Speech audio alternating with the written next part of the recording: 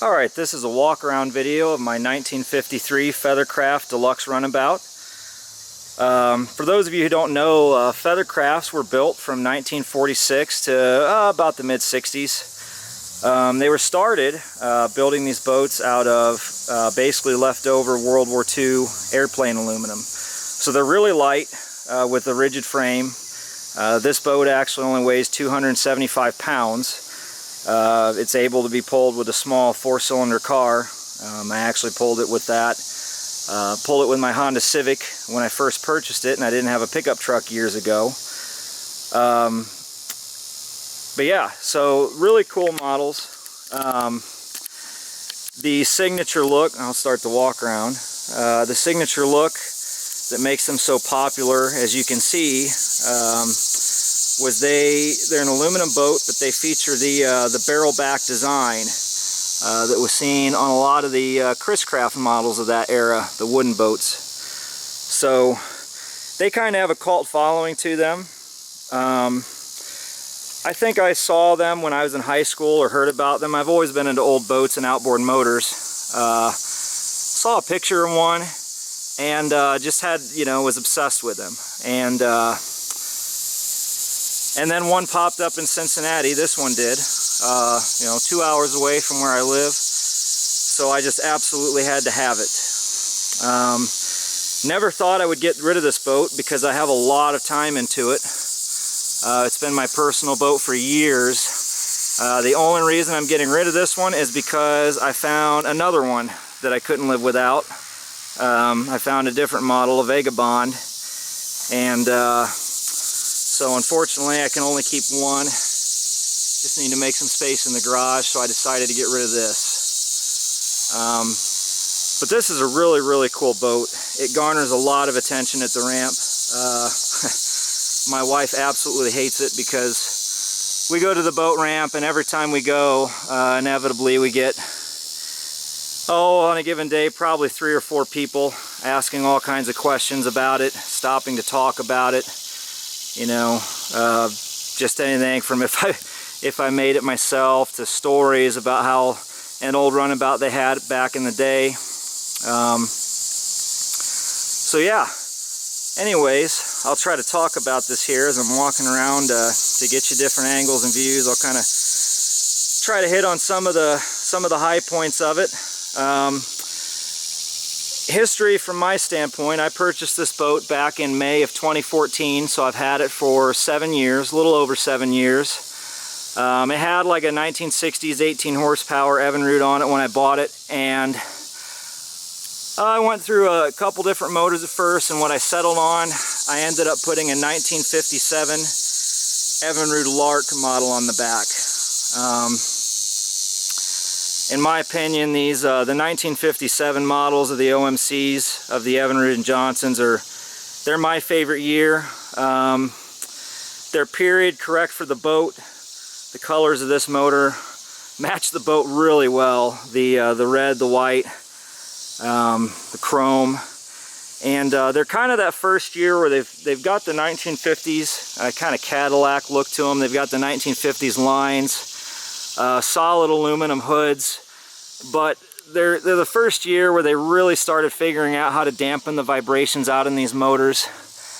You can kind of see it there. They're rubber mounted there, so previous generations had a lot of, in my opinion, issues with vibration and stuff like that, and they were louder. These, they did a really good job of starting to silence the intake out. They just sound really smooth, run really well. They're kind of the first years where they're not as archaic as some of the older model engines. So yeah, I found this Evinrude Lark. Managed to find this in original condition. That's original paint patina, as you can see. And it had the original controls. You can see the original control box there, or the control, I should say, the original electronics with it. So I bought the motor, went through it, as I'll discuss a little bit here later, and set it up. And overall, it's a really nice setup for this boat. Probably pushes it about, if it's just me in it, I'd say low 30s. loaded down with cooler and a couple people, mid to high 20s. So yeah, keep walking around here. Let's see. So just finished polishing this boat. I guess I'll try to get some side angles here. So it's got a really good polish on it.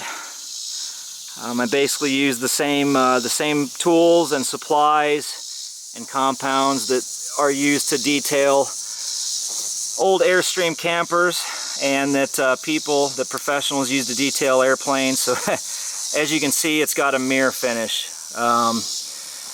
This boat, it has your fair, typical amounts of, as you can see, it's got, a few holes in it here and there where things were mounted on the side. Obviously above the waterline doesn't affect it. Fair amounts, just normal amounts of pitting, dings and dents here and there, which they're a little hard to see in the photos, as they always are in these Feathercrafts. You can see them here in the video a little bit better. But that's pretty typical for one of these models, these boats. These weren't always as cool back in the day, so not a whole lot of them survived. They had a lot of accessories installed on them over the years.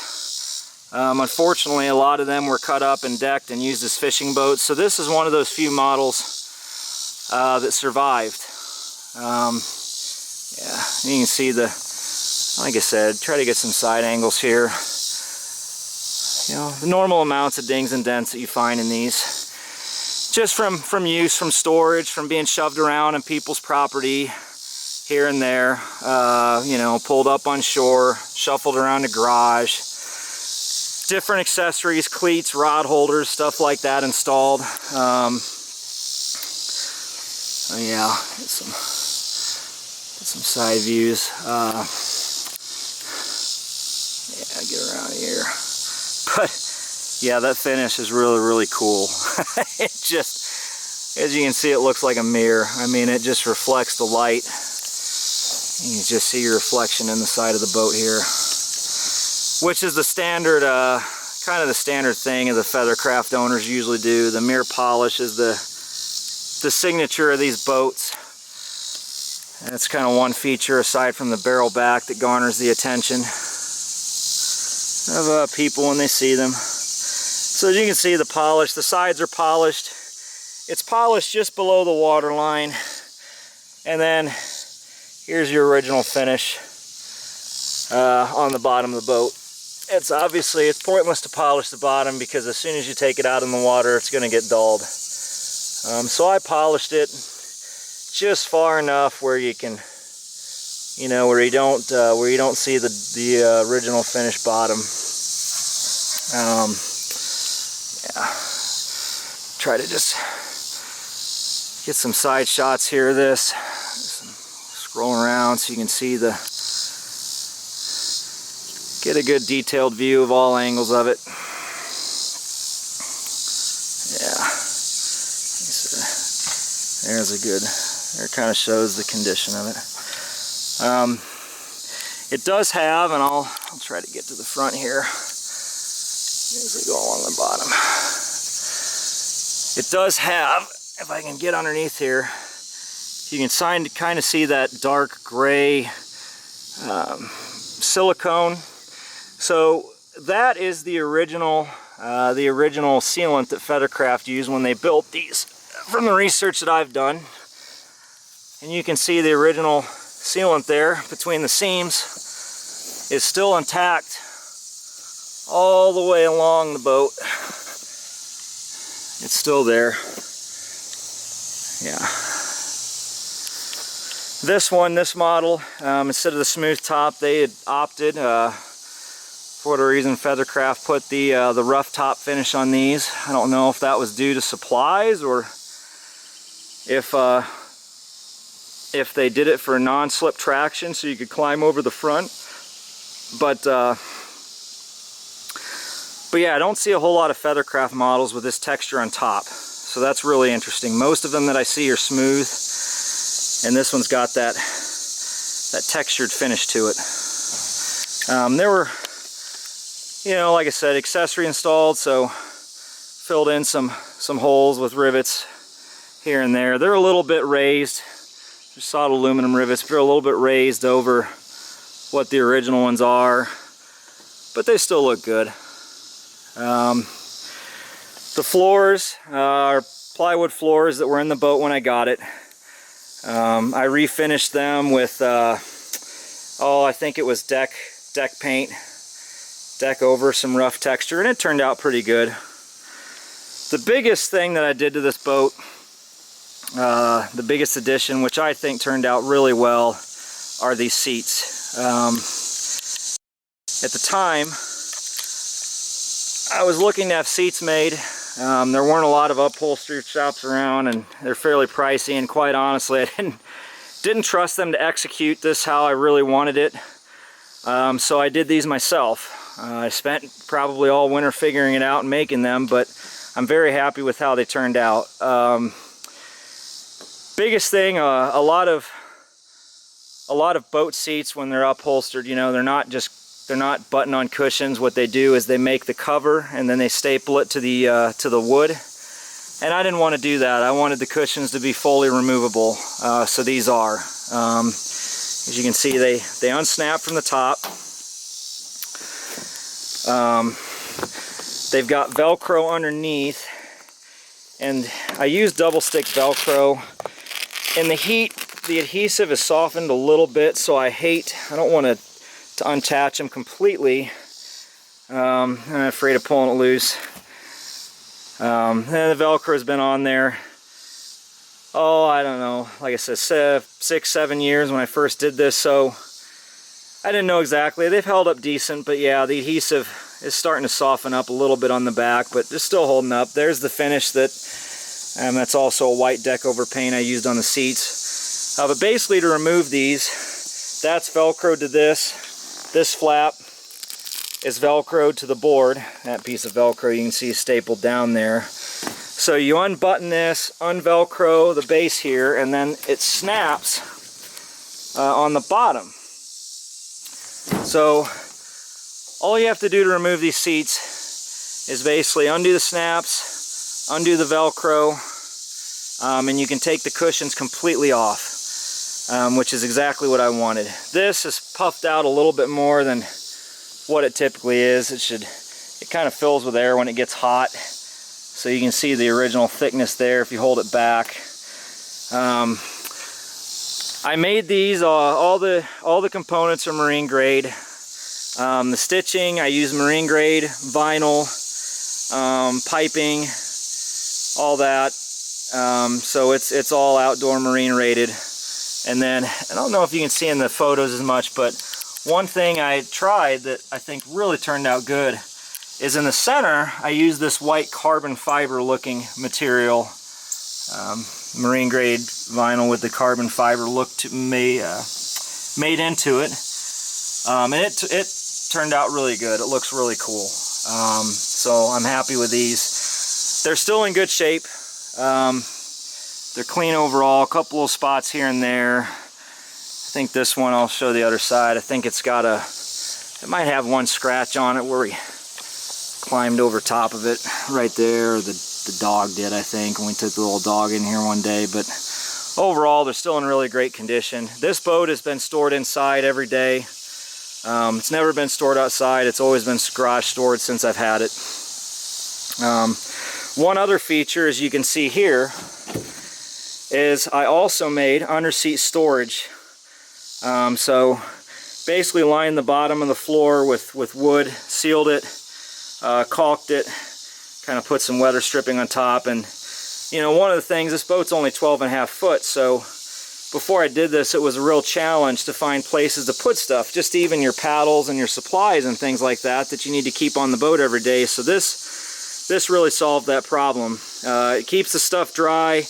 It keeps the aluminum off it. If you've ever had something in an old aluminum boat like this, you'll get the aluminum rubbing on it and it kind of leaves black stains. So that's a good spot to keep all your spare parts, tools, safety supplies, registration, all those good things. So there you can see the bottom of the seat, how the cushions are buttoned. You can see the storage there.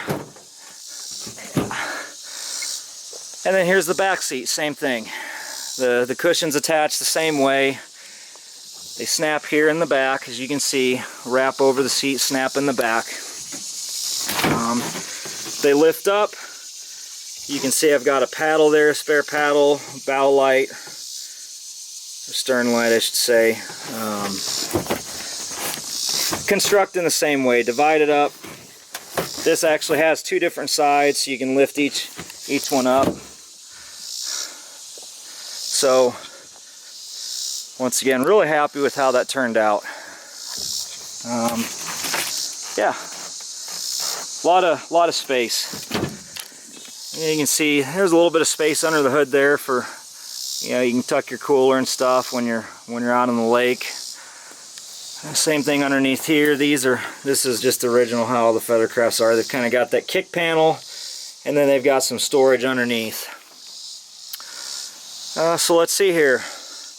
This middle has the textured finish as well, as you can see. Same floor in the back. So we'll move on to the motor. As I said before, this is a 1957 Evinrude Lark.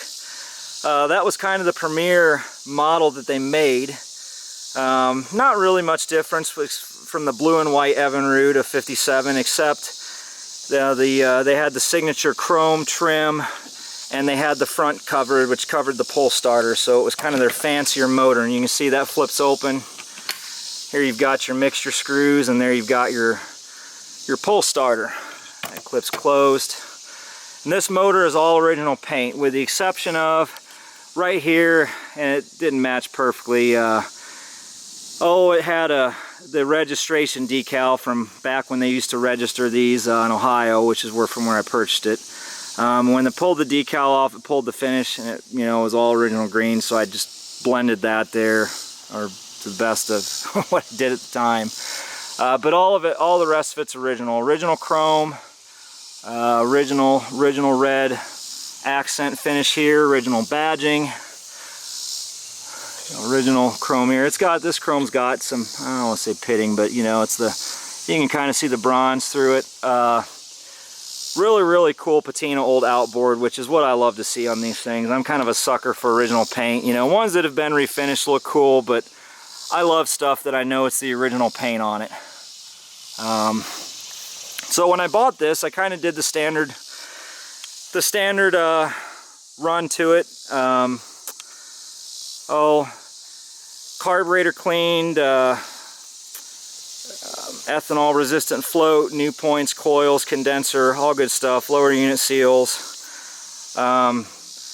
new fuel line on the tanks, fuel ends, the tank ends rebuilt.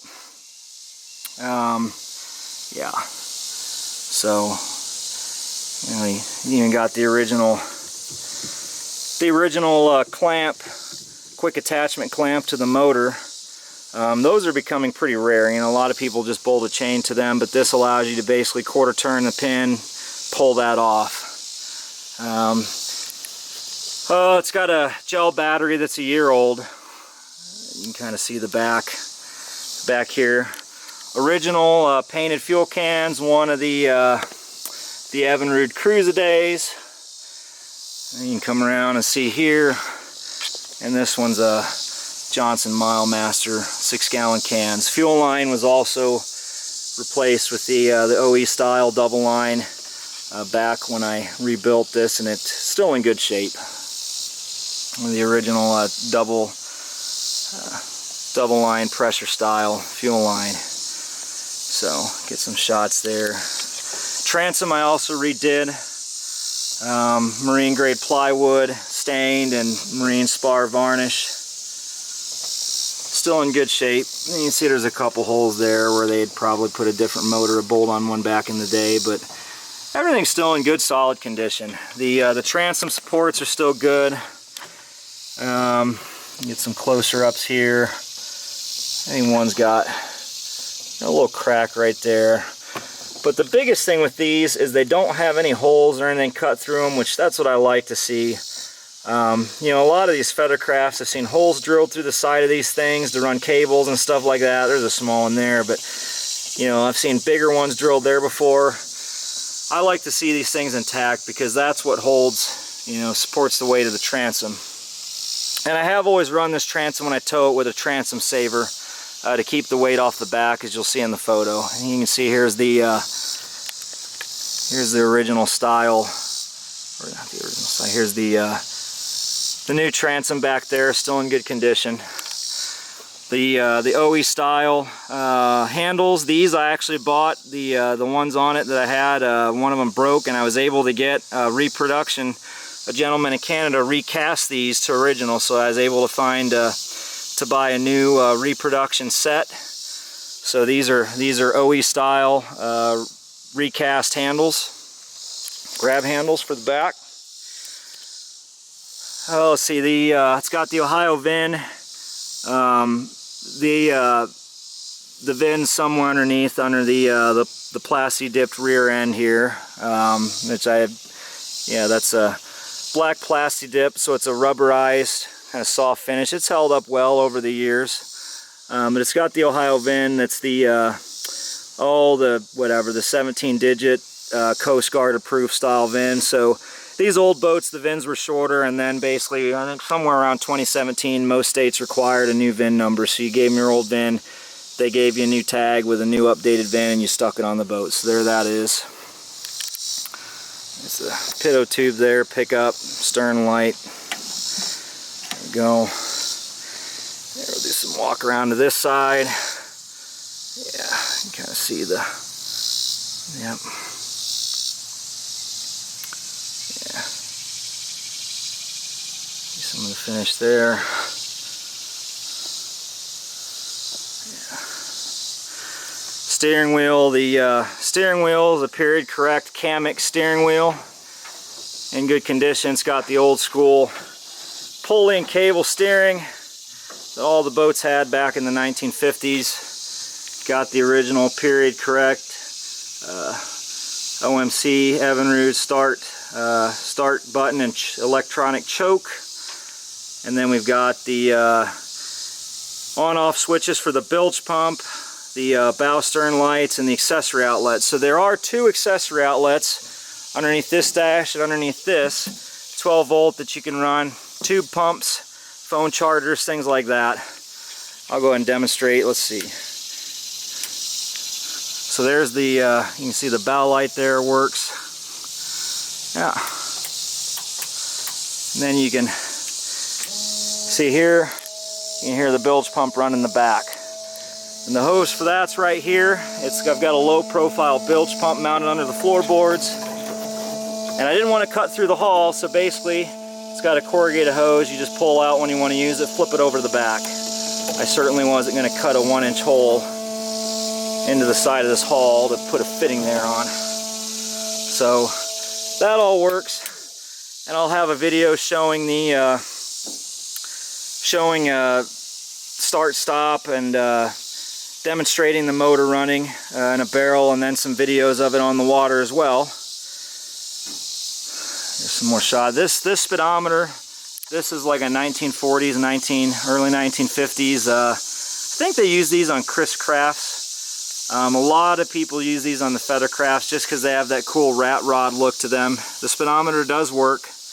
I installed this after I bought the boat. They're kind of hard to find these, but really, really cool look. Good position right behind the steering wheel. Does have a little bit of pitting on the chrome, as you can see there. Same thing with this aluminum bow light. The let's see, registration current this year. This cleat is a more, it's an upgraded heavy-duty cleat. They usually have a grab handle that's similar to the grab handles on the rear. They look exactly the same. So this is not original, but it's more stout. Those grab handles, in my opinion, are a little bit easier to break off, so I left this as it is because it works good for tying the boat up. It does have a tie-down loop here as well. But I do have an extra cast handle, original one, that I can, that you'll see in the photos, that can be installed by the new owner if they so choose. Trailer, I want to say it's probably, I don't know, 1960s galvanized trailer. I do have a title for it. It is registered. galvanized finish. You can see, I'll do a walk around. This I added on. I kind of wanted to reinforce this area here. It seemed a little weak to me when a couple of years ago, and so I welded this plate here. Kind of acts as a step, makes it a little more rigid. It's worked out really well. Trailer tires, the tread's getting a little bit down. Tires are cheap though. I mean, if needed, I can buy a new set of these for the new owner, if need be. Lights and everything work. I've towed this trailer all over Kentucky. I've towed it 5 hours, 6 hours up to Ohio to Lake Erie. So far it's never let me down. It does have bearing buddies installed, so it's been a good reliable trailer for me. So yeah, I think that covers it. I'll go through a complete list. I've tried to hit what I've done, tried to give you some history. I'll go through a list. On the ad for this boat of exactly what's been done. There you go. This does have the Morse controls. Haven't seen a lot of these. Seen some from the 60s, not 1950s. It's cool that it matches the seats. So these are Morse controls rather than the typical Johnson, Shipmaster, Evinrude Simplex. And the control cables I did, it does have new control cables there. Let's see here. Try to get some underside of the boat more. So much stuff to talk about, it's hard to cover all of it really. Boat's solid. You can see the underside.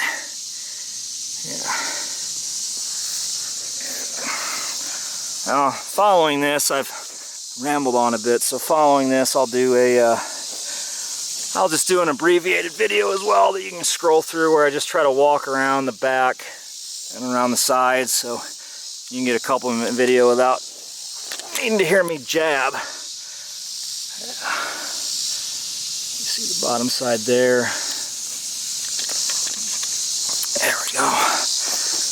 One thing here, I did seal the back of the boat a little bit around the back rivets. It doesn't leak, but when I had the seats and everything out, I sealed around the back on the inside with some 3M 5200 sealant. And then this, from what I remember, it had a little section here where it had I think a leak in the seam or something, and just to be safe I used some 3M on the inside, and then in this area on the bottom and on the inside I used what's called Marine Tex, which is like a hard but semi-flexible repair compound for sealing off the bottom of boats. And it's held up really well. So I think from what I remember, I just put it there because I saw an area that looked like it was a little, like it might have had a little leak.